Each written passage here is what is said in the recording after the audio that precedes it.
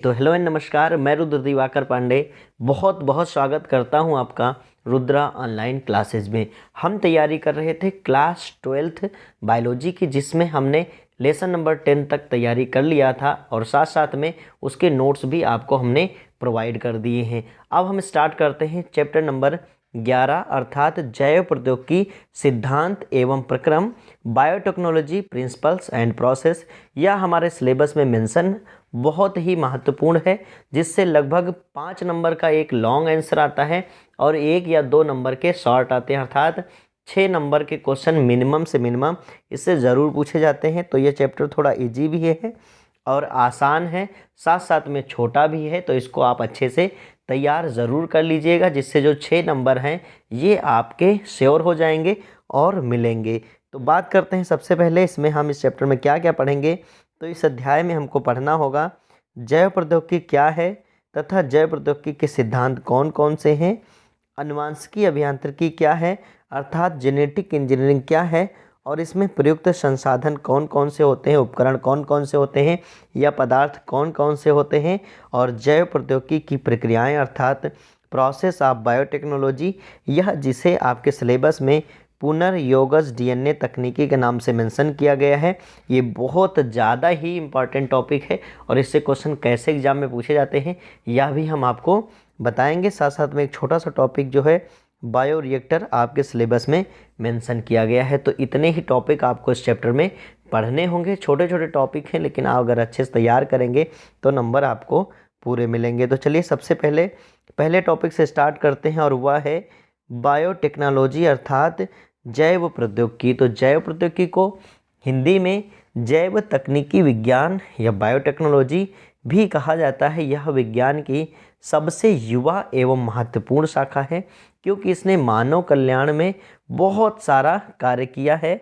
इस शाखा के अंतर्गत जैविक तंत्रों या जैविक क्रियाओं का अनुप्रयोग मानव जीवन के सामान्य स्तर को ऊपर उठाने एवं मानव कल्याण हेतु किया जाता है। वास्तव में अगर हम बात करते हैं बायोटेक्नोलॉजी की, तो वास्तव में जैव प्रौद्योगिकी अपने आप में एक शुद्ध विज्ञान नहीं है, बल्कि जीव विज्ञान की विभिन्न शाखाओं जैसे कोशिका विज्ञान, आणविक जैविकी और सूक्ष्म जैविकी, अनुवांशिकी, जैव रसायन तथा अभियांत्रिक उद्योग और अर्थशास्त्र जैसे क्षेत्रों का यह संयुक्त प्रयास अर्थात इतने सारे विज्ञान की शाखाओं को ला करके एक में मिश्रित होता है या इनका ही यह संयुक्त प्रयास है। और पिछले 10 वर्षों से जैव प्रौद्योगिकी को अनेक प्रकार से परिभाषित भी किया गया है, जिसमें बहुत सारे लोगों ने इसको अलग अलग तरह से परिभाषित किया है।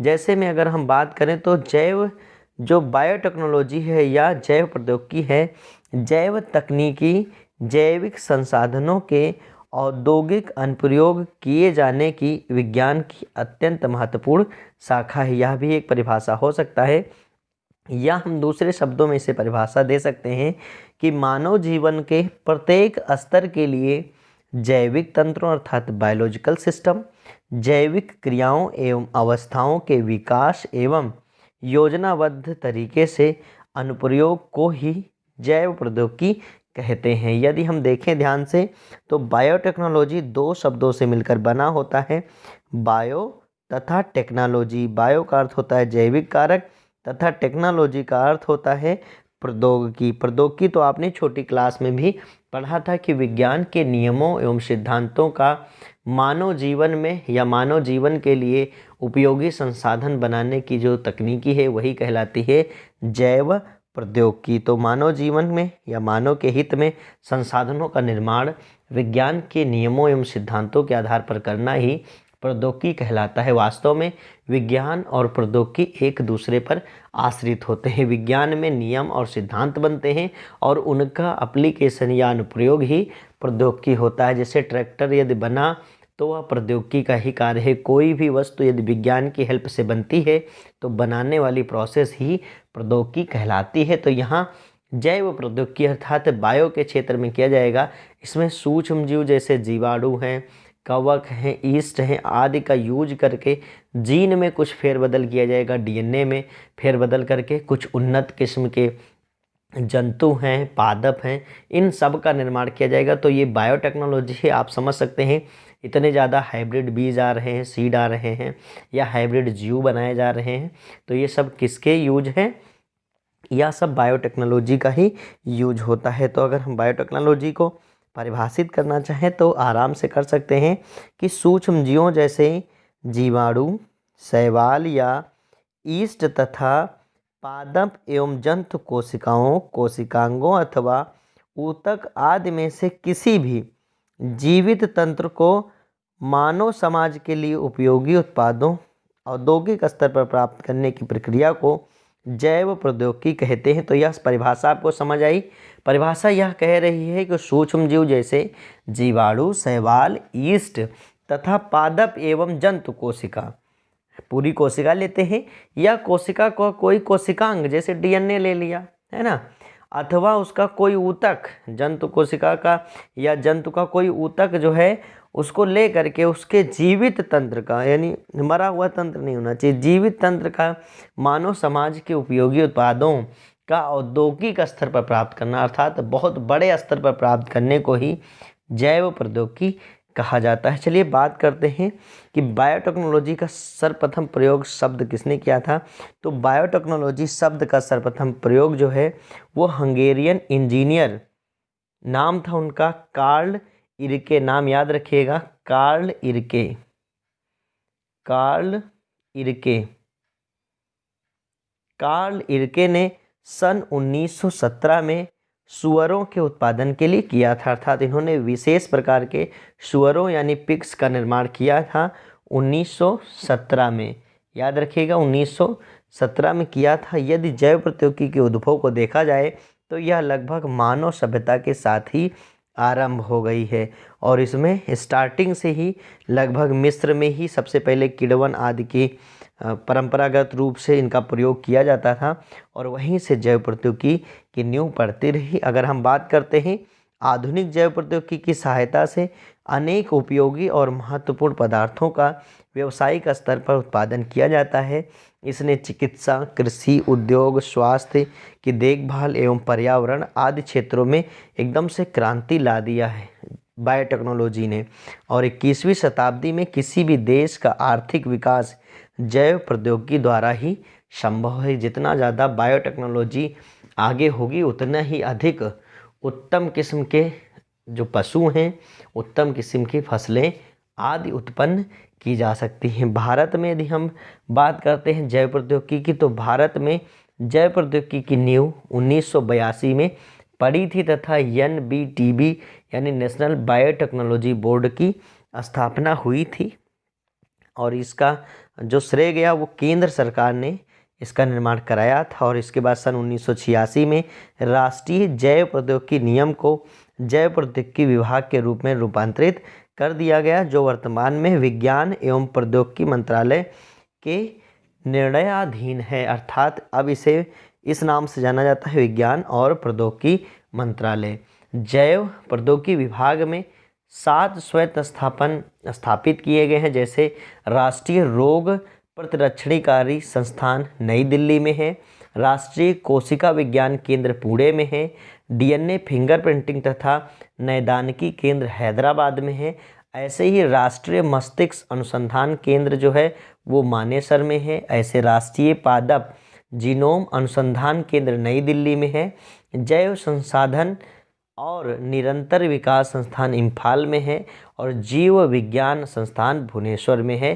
तो ये मुख्य रूप से जो केंद्र है हमारे भारत में, हमने उसकी बात किया। हालांकि इनको आपको याद बिल्कुल भी नहीं करना, इसलिए हमने नोट्स में इनको नहीं लिखा रखा है, तो इसके लिए आपको परेशान नहीं होना है। आगे अब बात करते हैं कि जैव प्रौद्योगिकी का सिद्धांत क्या है। तो जैव प्रौद्योगिकी का जो सिद्धांत होता है उस पर यदि बात करें तो जैव प्रौद्योगिकी द्वारा विभिन्न क्षेत्रों में कार्य करने के लिए कृत्रिम विधियों द्वारा कोशिकाओं के आनुवांशिक रूपरेखा में परिवर्तन किया जाता है, अर्थात उसका जो जेनेटिक स्ट्रक्चर है कोशिकाओं का वह बदला जाता है। इसमें पुनर्योगज DNA बनाने के लिए ही जीन का स्थानांतरण किया जाता है, अर्थात इसमें जीन का कुछ फेरबदल किया जाता है। इस तकनीकी में 2 भिन्न जीवों के DNA को संयुक्त कर पुनर्योगज DNA उत्पन्न किया जाता है। इसीलिए इस तकनीकी को DNA पुनर्योगज तकनीकी भी कहते हैं। आनुवांशिक अभियांत्रिकी में DNA पुनर्योगज के लिए सर्वप्रथम डीएनए के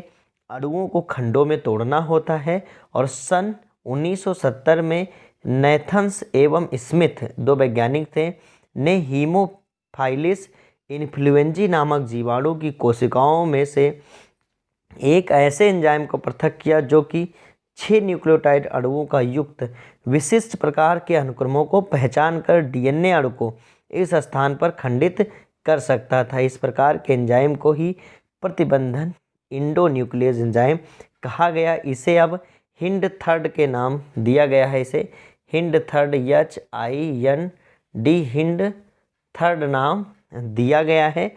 नैन्थस तथा स्मिथ को इस खोज के पश्चात कुछ ही वर्षों में विभिन्न प्रकार के जीवाणुओं में विभिन्न प्रकार के प्रतिबंधन इंडोन्यूक्लियस एंजाइम की उपस्थिति का पता चला। इन एंजाइम की सहायता से डीएनए अणुओं को छोटे छोटे खंडों में तोड़कर एवं डीएनए लाइगेज एंजाइम की सहायता से एक डीएनए के एक से अधिक खंडों को दूसरे डीएनए अणुओं के खंडों के साथ जोड़कर पुनर्योगज डीएनए का निर्माण करना संभव हो पाया।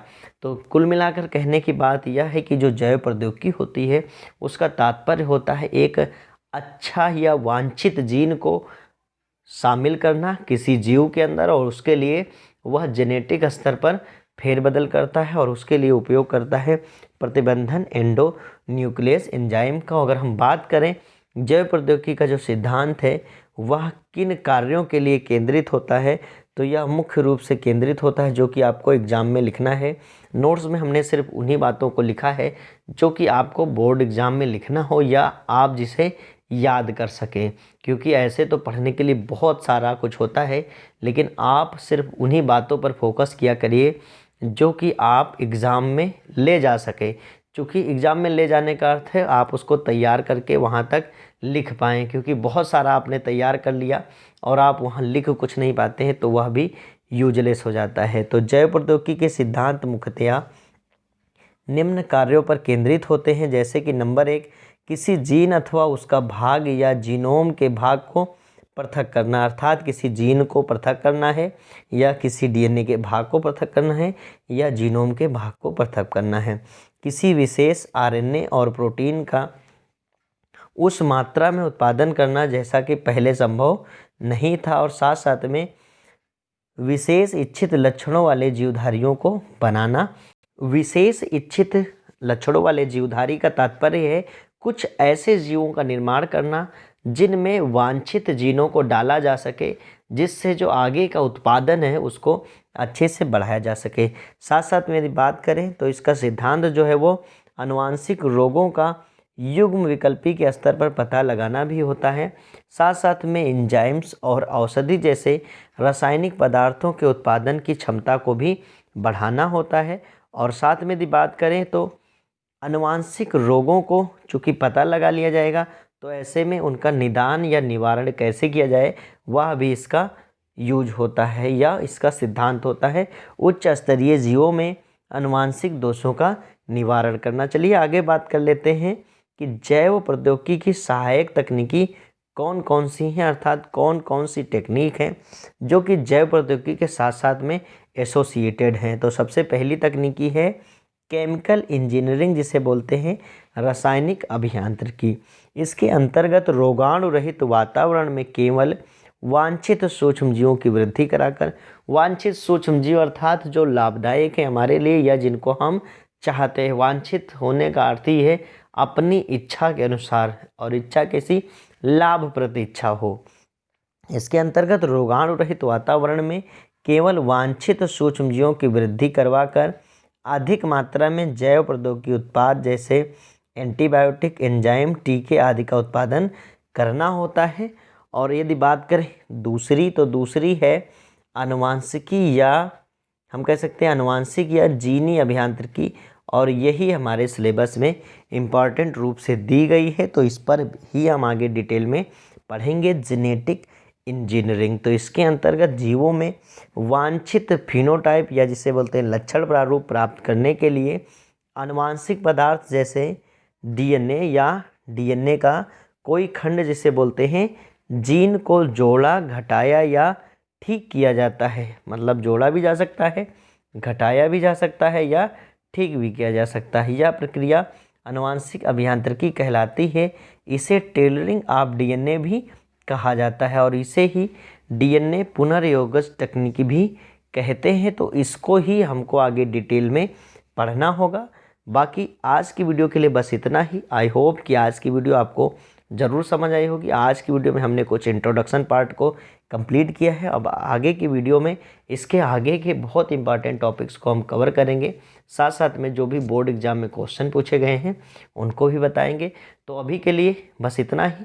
बाकी जितना भी आपको समय मिलता है आप अपनी पढ़ाई में इन्वेस्ट करते रहें।